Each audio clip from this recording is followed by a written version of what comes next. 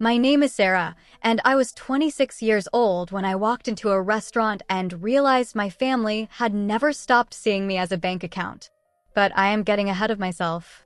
Before that night, there were 5 years of silence.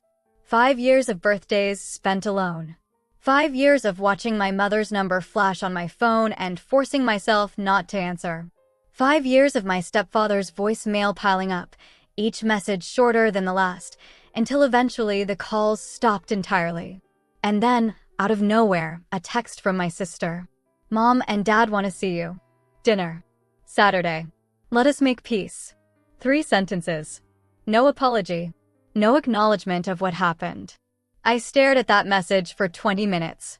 My boyfriend, Marcus, was sitting across from me on our second-hand couch. He looked at my face and sighed. "You are going, are not you?" "I do not know." "Yes, you do. You have had that same look every time they have hurt you. And you always go back." His voice was not cruel, just tired. He had watched me cry over these people for 3 years. He did not understand why I kept hoping. Honestly, neither did I. "I will pick you up at 9, he said. "If you are not up by 9:15, I am coming in." That was Marcus. Protective, but frustrated. Loving, but not blind. I went. Let me tell you what happened 5 years before that text arrived. Not the dramatic version. The real, grinding, exhausting version. I was 21, freshly graduated from community college with a degree in accounting. I had paid for every credit myself, working 40 hours a week at a dry cleaner, then 30 hours at a grocery store, then weekends babysitting. I was tired all the time. The kind of tired that coffee does not fix. My family lived 40 minutes away in a house my grandfather left my mother. 4 bedrooms. A pool. My mother had not worked since I was 12. My stepfather managed a car dealership. My younger sister, Amber, was at a private university they paid for entirely. I was the daughter from my mother's first marriage.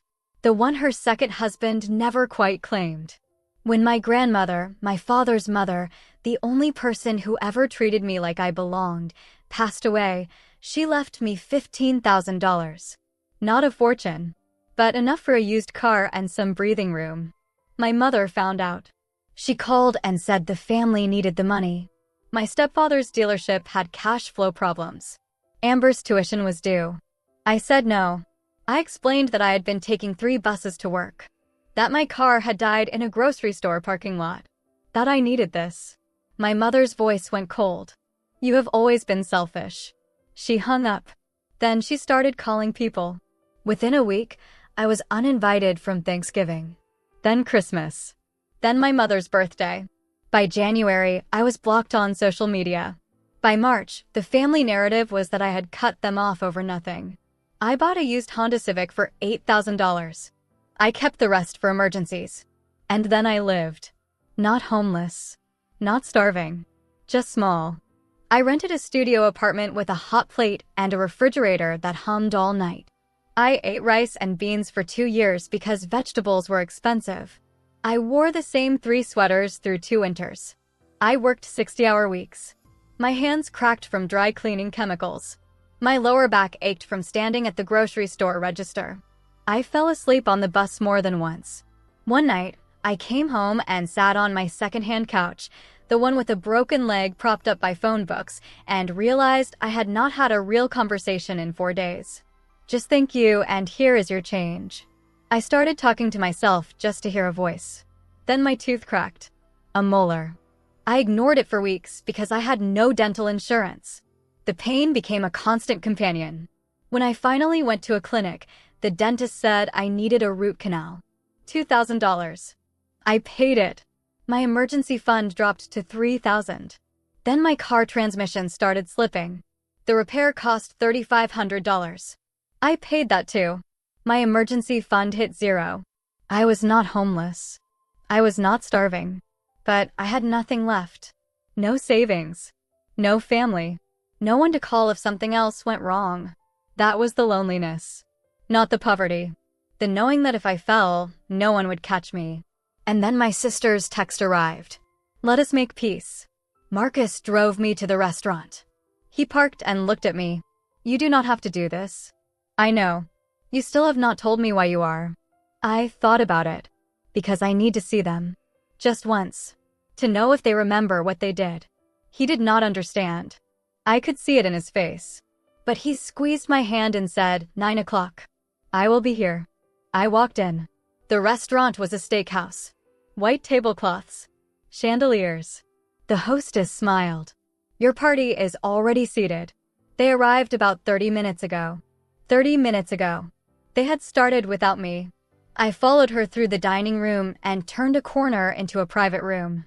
21 people. My mother. My stepfather. Amber. My aunt. My uncle. My cousins. Their spouses. Their children. Even my mother's hairdresser. They were already eating. Steak. Lobster. Shrimp cocktails. Wine bottles on every table. Champagne chilling near my mother's hand. My stepfather looked up from his ribeye and grinned. Sarah, there you are. You are late. I was not late. My mother did not look up from her phone. Amber gave me a small, tight smile. My stepfather wiped his mouth. We already ordered. Hope that is okay. I stood there holding my purse. No one offered me a seat. No one moved a plate. Then my stepfather said the words that made everything go quiet inside me. You are paying tonight, right? He was still grinning. My mother finally looked up. Do not be rude, Sarah. Sit down. Get some bread. I looked at the table. 21 plates. 21 glasses. 21 people eating. And one empty chair at the end. No plate. No silverware. No water. I did not sit down. I reached into my purse and turned on my phone's voice recorder. The screen face down. No one saw. Then I walked over to the waiter. A young guy. Nervous eyes. I whispered something. His eyes widened. He nodded and walked toward the kitchen. My mother frowned. What did you say to him? I did not answer. I sat down in the empty chair and waited. Across the table, my cousin Tessa caught my eye. She looked uncomfortable. She glanced at my empty plate, then at her mother, then back at me. She did not say anything, but she did not look away either. 15 minutes later, my stepfather's face turned white, and not because of the bill. The manager arrived in a black suit, calm and unhurried. He carried a leather folder. The young waiter trailed behind him. My mother looked up. Is there a problem? The manager spoke quietly, but everyone heard him. Your server mentioned there may be a misunderstanding about the payment arrangement for this evening. I understand a single host was expected to cover the bill. My stepfather pointed his fork at me. Yes, our daughter. She is right there. The manager turned to me. Ma'am, is that accurate? No, I said. I never agreed to pay for anything. I arrived 30 minutes after everyone was seated. I have not ordered food or drink. My stepfather's fork lowered. Sarah, I do not have a plate, I continued, calm. I have not eaten anything. I am not paying for 21 people I have not spoken to in 5 years. The room went quiet. Someone's knife clinked against a plate. The manager did not flinch. I see. Well, we will need a valid payment method before anyone leaves the premises. You are welcome to split the bill among multiple cards or leave a deposit and settle up later. But no one exits without the bill being addressed. Reasonable. Professional. No police threats. My stepfather's jaw tightened. This is ridiculous. She said she would pay. When? I asked. When did I say that? He opened his mouth. Closed it. My mother set down her champagne. Sarah, do not humiliate us. Mom, there is no bread on this table for me. No water. No chair pulled out. You invited me to make peace, and you cannot even offer me a glass of water. A child at the far end of the table, my cousin's daughter, maybe 8 years old, whispered loudly, "Why does not Aunt Sarah have food?" Her mother shushed her. But the damage was done. Several adults exchanged glances. My stepfather stood up. Fine. Everyone put in a card. We will split it. No one moved. My aunt checked her phone. My uncle studied the ceiling. Amber whispered to her husband, and he shook his head. 21 people. $4,200. No one wanted to pay. My stepfather's face turned red. He pulled out his credit card and threw it at the manager. There. Happy? The manager processed it calmly. "Thank you, sir. Your party has the room for another 20 minutes. He left. And then my stepfather turned on me. "You did this on purpose. I did not order anything. You ruined this dinner. Your family ruined me 5 years ago. This is just dinner." My mother stood up, hands shaking. "We invited you here to fix things." "No," I said. "You invited me here to pay. You never asked how I was. You never apologized. You just wanted my money." Amber spoke up. "You are so dramatic. It was $15,000. Get over it." I looked at my sister, the one who got everything. "Then why did you need it so badly?" She did not answer. I stood up. I picked up my purse, with the phone still recording, and I looked at the table. "I came because a small part of me hoped you had changed. You have not. And that is not my loss anymore." I walked out. Behind me, I heard my mother crying, my stepfather yelling, Amber's voice rising. And then, quietly, my cousin Tessa's voice. "Mom, she did not even have a plate. Why did not anyone give her a plate?" I did not hear the answer. I was already through the door. Marcus was waiting in the car. He took one look at my face and did not ask questions. He just started driving. We were 5 minutes down the road when I pulled out my phone and stopped the recording. 23 minutes. "I recorded it," I said. Marcus glanced at me. "Sarah, I am not sending it to his boss or her pastor. I am not insane. But I am sending it to the family group chat. The one with 32 people who have heard her version for 5 years." Marcus was quiet for a long time. Then he said, "That is going to start a war. Maybe. They will hate you more. They already hate me. At least now they will know why."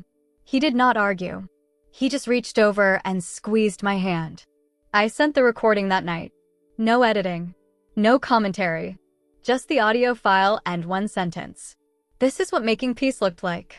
You can believe what you want. The fallout was messy. Not perfect. Not cinematic. 3 people left the group chat immediately. My mother called me 17 times from blocked numbers. I did not answer. But 4 people texted me privately. One cousin said, "I always wondered why you stopped coming to holidays. Now I know." Another said, "Your mom told everyone you stole from grandma." That is not what I heard on that recording. My aunt, the one who had looked through me at the grocery store, sent a long voice message crying, saying she was sorry, saying she did not know. I listened to the first 30 seconds and deleted it. My stepfather did not lose his job, but his dealership partner heard about the dinner through the family grapevine. There were whispers. Awkward silences. He stopped being invited to the partner's golf outings. My mother did not lose her church ministry, but several women in her Bible study heard the recording. They stopped calling her as often. She told people I had mental problems. Some believed her. Some did not. Amber's marriage did not collapse, but her husband's parents asked questions. Her mother-in-law called me, I did not answer, and left a voicemail saying she was concerned. Amber stopped posting family photos on social media for a while. It was not total destruction. It was just truth. Messy, inconvenient, partially believed truth. And for me, that was enough. 3 years later, I am 29. Marcus and I have a small house. I am a senior accountant. His parents invite me to Thanksgiving. I bring pie. No one asks me to pay for anything. My mother sends a letter every 6 months or so. The last one said, "I hope you are happy with what you did to this family." I did not burn it. I just put it in a drawer with the others. I do not know why I keep them. Maybe to remind myself that some people never change. And that is not my responsibility. My cousin Tessa calls me sometimes. We are not close. But she invited me to her daughter's birthday party last summer. I went. My mother was not there. It was fine. I do not think of that dinner as revenge anymore. It was just refusing to pretend. I stopped trying to earn a seat at their table. That is not revenge. That is just surviving. And surviving, I have learned, is its own kind of victory.